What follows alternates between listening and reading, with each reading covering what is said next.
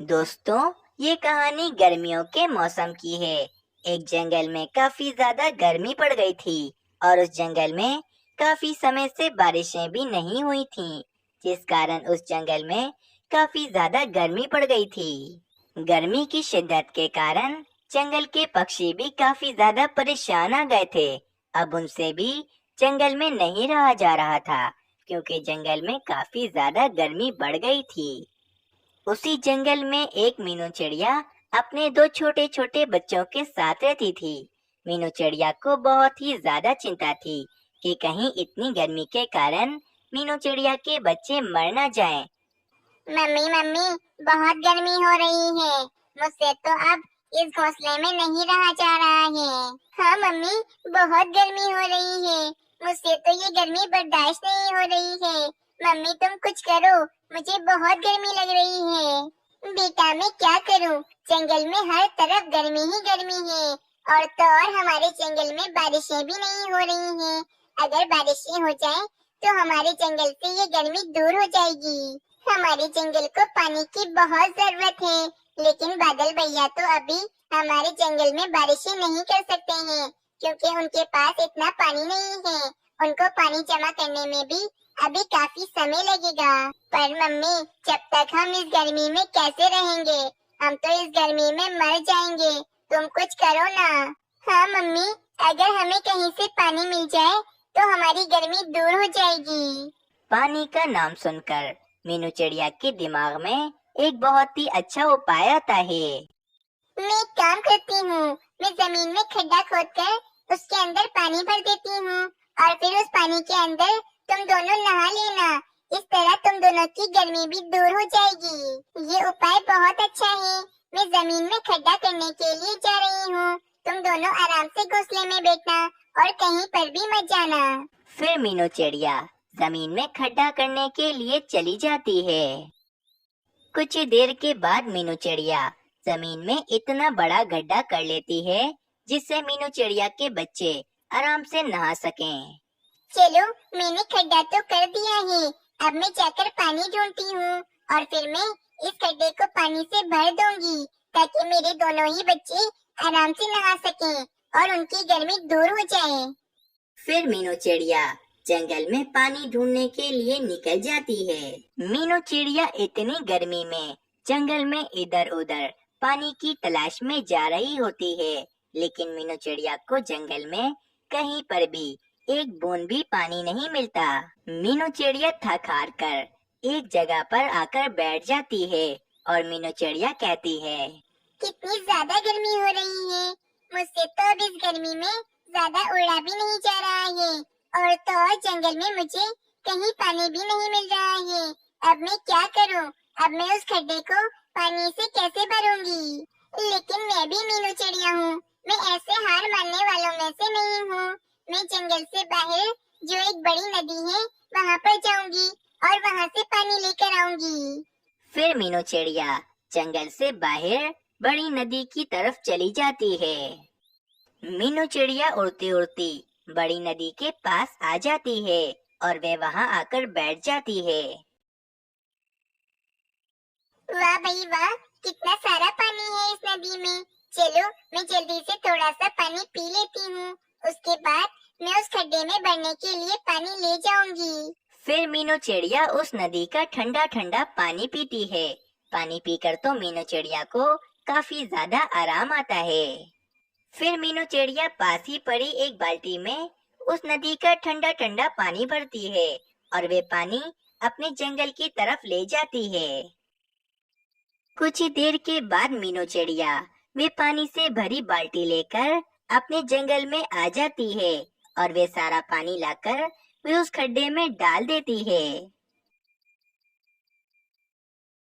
वाह भाई वाह, ये खड्डा तो पूरा पानी से भर गया है। चलो, अब मैं जल्दी से जाकर अपने बच्चों को ले आती हूँ और इस पानी में लाकर डाल देती हूँ। फिर मीनू चिड़िया अपने बच्चों को लेने के लिए चली जाती है। मानो चिड़े चिंकी चिड़िया, अब तुम दोनों की गर्मी 2 मिनट में दूर हो जाएगी। चलो मेरे साथ। फिर मीनू चिड़िया मानो चिड़े और चिंकी चिड़िया को लेकर उस खड्डे के पास आ जाती है। देखो चिंकी चिड़िया मानो चिड़े, मैंने तुम दोनों के लिए स्विमिंग पूल बनाया है। अब तुम दोनों की गर्मी दूर हो जाएगी। तुम दोनों जल्दी से इस पानी में चले जाओ। फिर मीनू चिड़िया अपने दोनों बच्चों को उस पानी में डाल देती है। पानी में जाते ही चिंकी चिड़िया और मानो चिड़े की गर्मी तो एकदम दूर हो जाती है और उन्हें तो काफी ज्यादा मजा आने लगता है। मम्मा, मुझे तो बहुत मजा आ रहा है। बहुत ही ठंडा पानी है। मेरी तो सारी गर्मी दूर हो गई। हाँ मम्मी, मुझे भी बहुत मजा आ रहा है इस ठंडे ठंडे पानी में नहाकर। मीनू चिड़िया अपने दोनों बच्चों को खुश देखकर बहुत ज्यादा खुश होती है। दूसरी तरफ कालू कौवा और रानी कौवी भी गर्मी से बहुत ज्यादा परेशान होते हैं और कालू कौवे का बेटा राजू कौवा भी गर्मी से बहुत ज्यादा परेशान होता है। कालू जी, कितनी ज्यादा गर्मी हो रही है। इस गर्मी को मैं बर्दाश्त नहीं कर पा रही हूँ। ना जाने मेरा बेटा इस गर्मी को कैसे बर्दाश्त कर रहा होगा। कालू जी, तुम कुछ करो, इस गर्मी को दूर करो। रानी, मैं क्या कोई बर्फ का गोला हूँ जो इस गर्मी को दूर कर दूंगा। जितनी गर्मी तुम्हें लग रही है उतनी गर्मी मुझे भी लग रही है। अब गर्मी है तो है, इसमें मैं क्या कर सकता हूँ। कालू जी, मुझे यकीन है कि मीनू चिड़िया ने इस गर्मी से बचने के लिए कोई ना कोई तो उपाय सोचा ही होगा। चलो हम दोनों मीनू चिड़िया के पास चलते हैं। हाँ रानी, चलो हम मीनू चिड़िया के पास ही चलते हैं। मीनू चिड़िया से ही पूछते हैं कि मीनू चिड़िया ने इस गर्मी से बचने का क्या उपाय सोचा है। फिर कालू कौवा, रानी कौवी और राजू कौवा मीनू चिड़िया के पास चले जाते हैं। मीनू चिड़िया, ये तुमने अपने बच्चों के लिए स्विमिंग पूल बनाया है। तुम्हारे बच्चों को तो बिल्कुल भी गर्मी नहीं लग रही होगी। हाँ कालू कौवे, मानो चिड़े और चिंकी चिड़िया को बहुत ज्यादा गर्मी लग रही थी, इसीलिए मैंने उनके लिए ये स्विमिंग पूल बनाया है। अब इन दोनों को बिल्कुल भी गर्मी नहीं लग रही है। पर मीनू चिड़िया, तुम्हारे पास इतना सारा पानी कहाँ से आया? हमारे जंगल में तो एक बूंद भी पानी नहीं है। अगर हम सब पक्षियों को पानी पीना होता है तो हम दूसरे जंगल बड़ी नदी के पास पानी पीने के लिए जाते हैं। क्या तुम ये पानी उस बड़ी नदी के पास से लाई हो? हाँ रानी कवि, तुमने ठीक कहा। मैं ये सारा पानी उस बड़ी नदी से ही लेकर आई हूँ। मीनू चिड़िया, मेरे राजू को बहुत ज्यादा गर्मी लग रही है।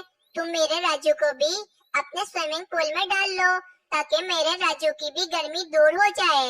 नहीं कालू कौवे, मेरा खड्डा बहुत छोटा है, इसमें मेरे दोनों बच्चे ही आराम से नहा सकते हैं। तुम्हारा राजू कौवा मेरे इस खड्डे में नहीं आ सकता है। तुम एक काम क्यों नहीं करते कालू कौवे? तुम भी इसी तरह जमीन में खड्डा खोदकर उसमें पानी भर लो और अपने राजू कौवे को उस पानी में डाल दो ताकि तुम्हारे राजू कौवे की भी गर्मी दूर हो जाए। हाँ ठीक है मीनू चिड़िया, मैं भी इसी तरह जमीन में खड्डा खोदकर उसमें पानी भर लूंगा। और फिर कालू कौवा, रानी कौवी और राजू कौवा वहाँ से चले जाते हैं। रानी, चलो हम यहाँ पर बड़ा सा खड्डा करते हैं, उसमें फिर हम पानी लाकर भर देंगे। कालू जी, खड्डा थोड़ा बड़ा करना ताकि हम तीनों एक साथ उस खड्डे में जा सकें और आराम से नहा सकें। हाँ रानी, उस मीनू चिड़िया ने तो बहुत छोटा खड्डा किया है, मैं तो बहुत बड़ा खड्डा करूँगा ताकि मैं, तुम और राजू आराम से उस खड्डे में नहा सकें। कुछ देर के बाद कालू कौवा जमीन में काफी ज्यादा बड़ा खड्डा कर देता है जिसमें कालू कौवा, रानी कौवी और राजू कौवा आराम से जा सकते थे। लो रानी, मैंने इतना बड़ा खड्डा कर दिया है। अब बस इस खड्डे में मुझे पानी लाकर भरना है, उसके बाद हमारा स्विमिंग पूल तैयार हो जाएगा। पर कालू जी, हम पानी कहाँ से लाएंगे? उस बड़ी नदी से। ये बड़ी नदी तो बहुत दूर है। रानी, थोड़ा पानी हम उस बड़ी नदी से लेकर आएंगे और बाकी का सारा पानी हम मीनू चिड़िया के खड्डे से चोरी कर लेंगे। इस तरह हमारा काम भी आसान हो जाएगा। मैं जा रहा हूँ बड़ी नदी से पानी लेने के लिए और तुम जाकर मीनू चिड़िया के खड्डे से सारा पानी चोरी कर कर हमारे खड्डे में लाकर डाल दो। फिर ये कहकर वे कालू कौवा बड़ी नदी की तरफ पानी लेने के लिए चला जाता है और रानी कौवी मीनू चिड़िया के खड्डे के पास आती है। रानी कौवी देखती है कि वहाँ पर ना तो मीनू चिड़िया होती है और ना ही मीनू चिड़िया के बच्चे। इसी बात का फायदा उठाकर रानी कौवी उस खड्डे का सारा पानी एक बाल्टी में भरकर वहाँ से ले जाती है। रानी कौवी मीनू चिड़िया का पानी चोरी कर कर अपने खड्डे में लाकर डाल देती है और कुछ देर के बाद कालू कौवा भी बड़ी नदी से पानी लेकर आ जाता है और वे पानी लाकर वे खड्डे में डाल देता है। अब कालू कौवे का खड्डा काफी ज्यादा भर गया था। पापा पापा, पहले मुझे इस खड्डे में जाना है, मुझे नहाना है पहले, मुझे बहुत गर्मी लग रही है। हाँ हाँ राजू, मैं तुम्हें अभी इस खड्डे में उतारता हूँ, फिर तुम आराम से नहाना। फिर जैसे ही कालू कौवा राजू कौवे को उस खड्डे के पानी में उतारता है तो वे राजू कौवा उस खड्डे के पानी में डूबने लगता है, क्योंकि कालू कौवे ने उस खड्डे को काफी ज्यादा गहरा खोदा था, जिस कारण राजू कौवा उस गहरे पानी में डूबकर मर जाता है। फिर कालू कौवे और रानी कौवी को पानी चोरी करने की सजा मिल जाती है। आप सबको ये कहानी कैसी लगी हमें कमेंट में जरूर बताएं और हमारे चैनल को लाजमी सब्सक्राइब करें। एक जंगल में एक सोनू चिड़िया रहती थी। वे चिड़िया बहुत ही सुंदर थी। सुंदर होने के साथ साथ सोनू चिड़िया बहुत ही रहमदिल और दूसरे पक्षियों की मदद भी करती थी। सोनू चिड़िया अकेले अपने घोंसले में बैठी होती है कि वहाँ पर कोमल चिड़िया आ जाती है। कोमल चिड़िया, क्या बात है, इतनी खुश क्यों लग रही हो, क्या कोई खास बात है? हाँ सोनू चिड़िया, आज बहुत ही खास बात है, इस कारण मैं आज बहुत ज्यादा खुश हूँ। सोनू चिड़िया, मैं कब से तुम्हारी शादी के लिए कोई सुंदर और सुशील चिड़ा ढूंढ रही थी, लेकिन आज मुझे तुम्हारे लिए एक बहुत ही सुंदर और सुशील चिड़ा मिल गया है। वे चिड़ा बहुत ही अमीर है और बहुत मेहनती भी है। सोनू चिड़िया, वे तुम्हें बहुत ज्यादा खुश रखेगा। हाँ हाँ कोमल चिड़िया, वे चिड़ा बहुत अच्छा होगा, लेकिन कोमल चिड़िया, उस चिड़े का नाम क्या है? सोनू चिड़िया, इस चिड़े का नाम बबलू चिड़ा है और वे बबलू चिड़ा आज तुम्हें देखने के लिए तुम्हारे घोंसले में आएगा और मुझे पूरा यकीन है कि बबलू चिड़ा तुम्हें बहुत पसंद करेगा, क्योंकि तुम खुद भी बहुत सुंदर हो। दोपहर हो जाती है। सोनू चिड़िया के घोंसले में मीनू चिड़िया, कोमल चिड़िया और बबलू चिड़ा आ जाते हैं। बबलू चिड़ा बहुत ज्यादा सुंदर था और वे बहुत अमीर भी था, इस कारण वे बबलू चिड़ा बहुत घमंडी भी था। परंतु बबलू चिड़े को सोनू चिड़िया बहुत अच्छी लगती है और वे झट से सोनू चिड़िया को पसंद कर लेता है। सोनू चिड़िया, तुम बहुत सुंदर हो और तुम में कोई भी ऐब नहीं है, इस कारण मुझे तुम बहुत पसंद आई हो। अगर तुम में कोई ऐब होता तो मैं तुम्हें कभी भी पसंद नहीं करता, क्योंकि मैं खुद भी इतना अमीर और सुंदर जो हूँ, तो भला मैं ऐसी चिड़िया से शादी क्यों करता जिसमें कोई ऐब होता। तुम बिल्कुल ठीक हो सोनू चिड़िया, मैं तुमसे शादी करने के लिए तैयार हूँ। अरे वाह, कितनी अच्छी बात है ये। अब कितने दिनों बाद हमारे जंगल में कोई खुशियाँ आएंगी और हम सारे पक्षी मिलकर खूब मौज मस्ती करेंगे। हाँ मीनू चिड़िया, मैं बहुत ज्यादा खुश हूँ। सोनू चिड़िया, अब तुम्हारा रिश्ता बबलू चिड़े के साथ पक्का हो गया है, अब इस बात पर तुम मुझे दावत दोगी। अरे कोमल चिड़िया, भला ये भी कोई पूछने वाली बात है, मैं तुम दोनों की दावत करूँगी। मीनू चिड़िया, कोमल चिड़िया, कल तुम दोनों मेरे घोंसले में आ जाना, कल मैं तुम दोनों को खूब मजे मजे का भोजन खिलाऊंगी। अगले दिन सोनू चिड़िया दावत के लिए भोजन ढूंढने निकल जाती है और वे भोजन ढूंढ रही होती है कि सोनू चिड़िया बहुत ज्यादा थक जाती है और वे एक पेड़ पर आकर बैठ जाती है। वहाँ से एक चील भी गुजर रही होती है। वे चील सोनू चिड़िया को देखकर बहुत ज्यादा खुश हो जाती है और वे सोनू चिड़िया पर हमला करने के लिए उसके पास जाती है। आज कितने दिनों बाद मुझे एक सुंदर चिड़िया का मांस खाने को मिलेगा। सफेद चिड़िया, मैं तुम्हें मार कर खा जाऊंगी। सोनू चिड़िया चील से बहुत ज्यादा डर जाती है और वे अपनी जान बचाने के लिए वहाँ से उड़ जाती है। सोनू चिड़िया का शिकार करने के लिए चील फौरन सोनू चिड़िया के पीछे पीछे जाती है। वे चील सोनू चिड़िया के बहुत करीब आ जाती है और वह सोनू चिड़िया को अपने पंजों से पकड़ ही रही होती है कि वे सोनू चिड़िया का पर लड़खड़ाता है और वह जमीन पर जा गिरती है, जिसकी वजह से वे सोनू चिड़िया उस चील की नजरों से ओझल हो जाती है और वे चील उदास होकर वहाँ से चली जाती है। बेचारी सोनू चिड़िया चील की वजह से जमीन पर जा गिरती है और इस कारण इसका एक पर भी टूट जाता है और बहुत ज्यादा खून भी निकल रहा होता है। सोनू चिड़िया बिल्कुल निढाल हो चुकी थी और इसे काफी दर्द भी हो रहा था। वहीं से मिट्ठू तोता जा रहा होता है। वे सोनू चिड़िया को जख्मी जमीन पर पड़ा हुआ देख लेता है और फौरन इसके पास जाता है। सोनू चिड़िया, ये तुम्हारे साथ क्या हो गया?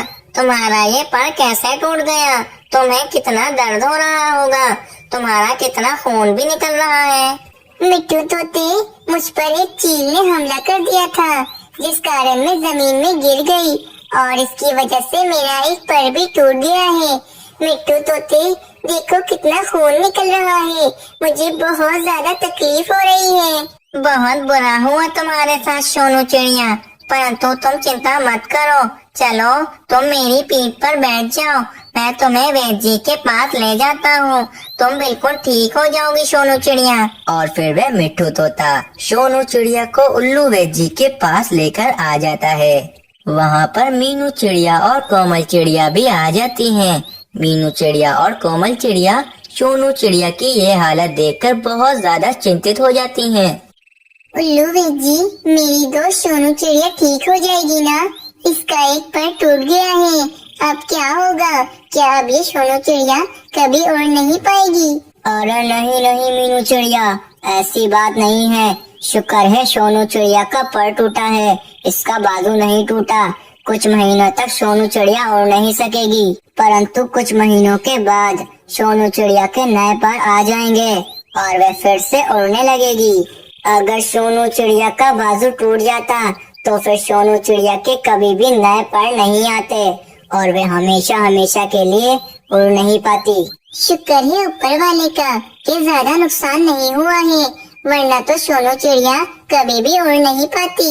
अगले दिन मीनू चिड़िया और कोमल चिड़िया सोनू चिड़िया को उसके घोंसले में ही दाना लाकर दे देती हैं। सोनू चिड़िया, मैंने और कोमल चिड़िया ने तुम्हारे लिए कुछ भोजन का इंतजाम कर दिया है, अब तुम आराम से भोजन कर सकती हो। लेकिन सोनू चिड़िया, जब तक कि तुम्हारे नए पर नहीं आ जाते, जब तक तुम अपने एक पर से उड़ने की बिल्कुल भी कोशिश मत करना। हाँ सोनू चिड़िया, तुम बिल्कुल ठीक हो जाओगी। कुछ महीनों के बाद तुम्हारे नए पर निकल आएंगे और फिर तुम दोबारा से उड़ने लगोगी। हाँ मीनू चिड़िया, कोमल चिड़िया, परंतु तुम दोनों का बहुत बहुत धन्यवाद और तुम दोनों मेरी सच्ची दोस्त हो। एक सच्चे दोस्त का पता तभी लगता है जब वे हमारे मुश्किल वक्त में हमारे साथ खड़ा हो, और तुम दोनों मेरी बहुत मदद कर रही हो। देखना कोमल चिड़िया, मीनू चिड़िया, एक दिन आएगा जब मैं भी तुम दोनों की बहुत मदद करूंगी। वे हो रही होती हैं कि वहाँ पर बबलू चिड़ा आ जाता है और वह सोनू चिड़िया के बाजू पर पट्टी बंधा हुआ देख बहुत ज्यादा गुस्सा होता है। सोनू चिड़िया, ये तुमने क्या कर दिया अपने साथ? अपना एक पर ही कटवा लिया, अब तुम कभी भी उड़ नहीं सकोगी, तुम्हारे अंदर एक कमी आ गई है। सोनू चिड़िया, अब मैं इस कारण तुमसे कभी भी शादी नहीं करूँगा। ये तुम क्या कह रहे हो बबलू चिड़ी? तुम मेरे साथ ऐसा नहीं कर सकते, और वैसे भी ऐसा नहीं है कि मैं कभी उड़ नहीं सकती। तुम देखना बबलू चिड़ी, मैं कुछ महीनों के बाद फिर से उड़ने लगूंगी। नहीं नहीं सोनू चिड़िया, अब मुझे तुम पर बिल्कुल भी भरोसा नहीं है। मैं जानता हूँ कि तुम कभी भी उड़ नहीं सकोगी, और वैसे भी तुम में कमी आ गई है, इसीलिए अब मैं तुम्हें पसंद नहीं करता हूँ।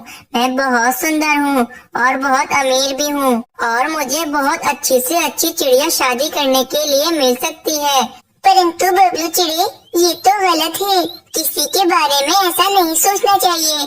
बबलू चिड़ी, आज तुम सोनू चिड़िया से शादी तोड़ दोगे तो इसका दिल भी टूट जाएगा।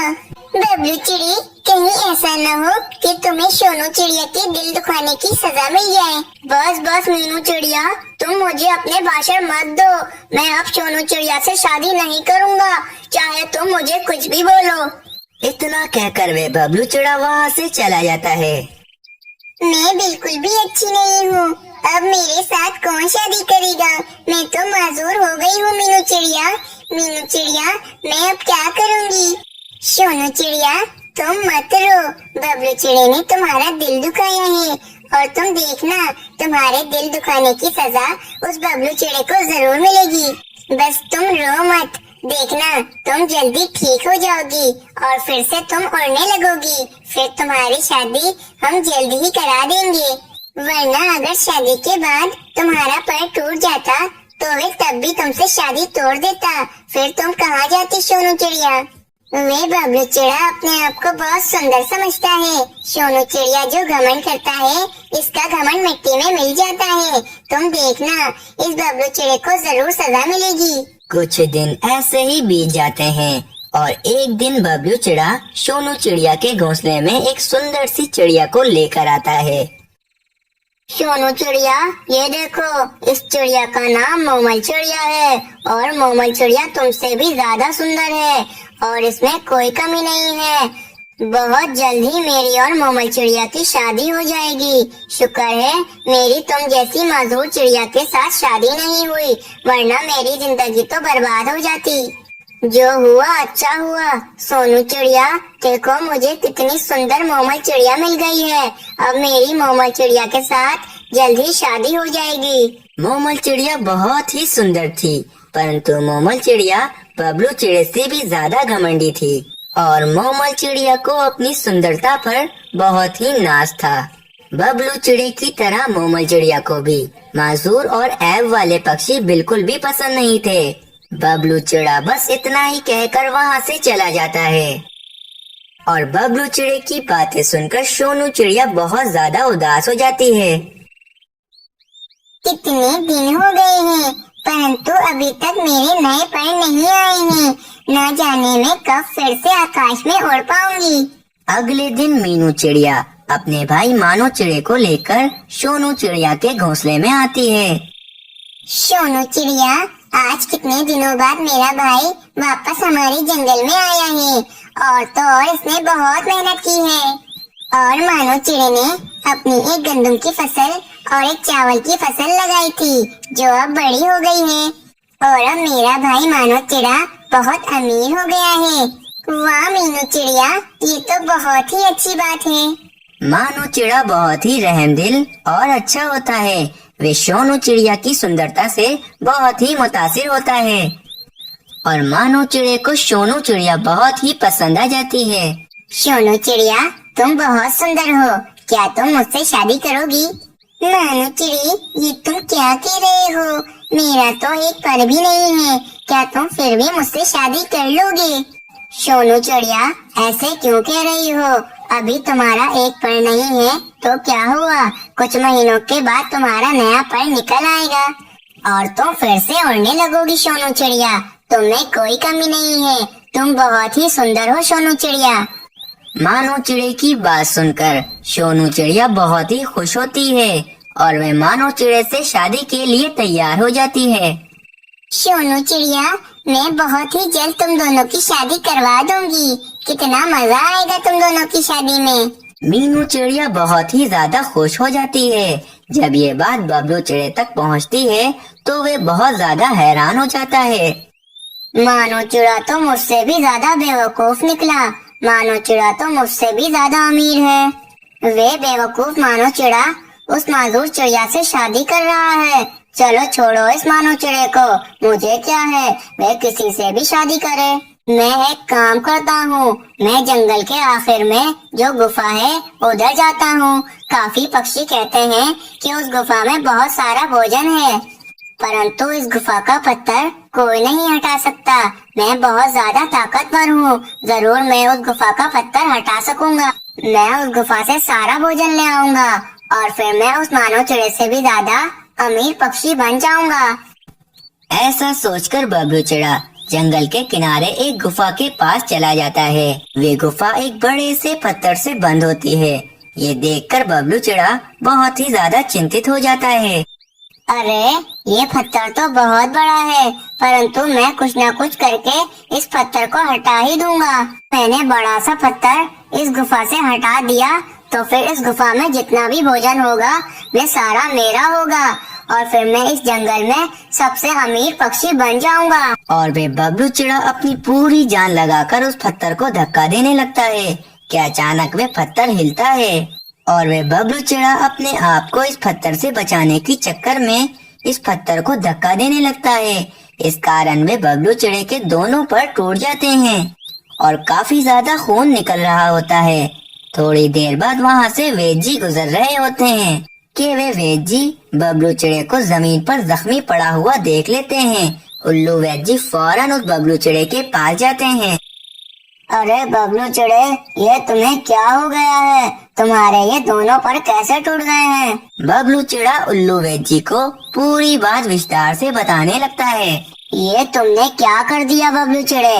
इस गुफा के अंदर जाने की लालच में कितने पक्षी अपनी जान से हाथ धो बैठे हैं और तुम्हारे तो दोनों बाजू भी टूट गए हैं। अब तुम्हारे नए पर भी नहीं निकलेंगे। अब तुम कभी भी उड़ नहीं पाओगे बबलू चिड़े। अरे ये आप क्या कह रहे हो उल्लू वेद जी? ऐसा कैसे हो सकता है? मैं अब पूरी जिंदगी उड़ नहीं सकूंगा। मैं अब क्या करूंगा? अब मैं मोमल चिड़िया के सामने कैसे जाऊंगा? वे तो मुझसे कभी भी शादी नहीं करेगी। अब मेरा क्या होगा उल्लू वेद जी? और फिर उल्लू वेद जी बबलू चिड़े को इसके घोंसले में पहुंचा देते हैं और फिर कुछ देर बाद वहाँ पर मोमल चिड़िया भी आ जाती है। वे भी बबलू चिड़े को दोनों परों से माजूर देखकर बहुत ज्यादा गुस्सा होती है। बबलू चिड़े, अब तो तुम भी माजूर हो गए हो और अब तो तुम पूरी जिंदगी और नहीं पाओगे। मैं अब तुमसे शादी कर कर अपनी पूरी जिंदगी बर्बाद नहीं करूंगी। बबलू चिड़े, मैं अब तुमसे शादी नहीं करूंगी। मैं जा रही हूँ। मैं किसी दूसरे सुंदर और अमीर चिड़े से शादी कर लूंगी। इतना कहकर वे मोमल चिड़िया वहाँ से चली जाती है। बबलू चिड़ा बहुत उदास हो जाता है और इसे अपनी गलती का एहसास होता है। वे फौरन सोनू चिड़िया को अपने घोंसले में बुलवाता है और अब तो सोनू चिड़िया के नए पर आ चुके थे और अब वे उड़ सकती थी। सोनू चिड़िया, ये देखो, मेरे दोनों बाजू टूट चुके हैं और अब मेरे कभी भी पर नहीं आएंगे, जिसकी वजह से मैं अब कभी भी उड़ नहीं सकूंगा। सोनू चिड़िया, मुझे माफ कर दो। मैंने तुम्हारे साथ बहुत गलत किया था। मुझे इसकी सजा मिल गई है। बबलू चिड़े, मैंने तुम्हें माफ किया, लेकिन बबलू चिड़े आगे से कभी घमंड मत करना। मुझे बहुत दुख है बबलू चिड़े कि अब तुम कभी उड़ नहीं सकोगे, लेकिन बबलू चिड़े, आज के बाद तुम कभी भी किसी पक्षी के साथ गलत मत करना। और फिर इस तरह बबलू चिड़े को अपने किए की सजा मिल जाती है। फिर कुछ दिनों के बाद सोनू चिड़िया और मानो चिड़े की खूब धूमधाम से शादी हो जाती है। इस कहानी से हमें ये प्रेरणा मिलती है कि हमें कभी भी दूसरों को खुद से कमतर नहीं समझना चाहिए और न ही किसी का दिल दुखाना चाहिए, क्योंकि जो दूसरों का दिल दुखाते हैं वे खुद भी कभी खुश नहीं रह पाते हैं।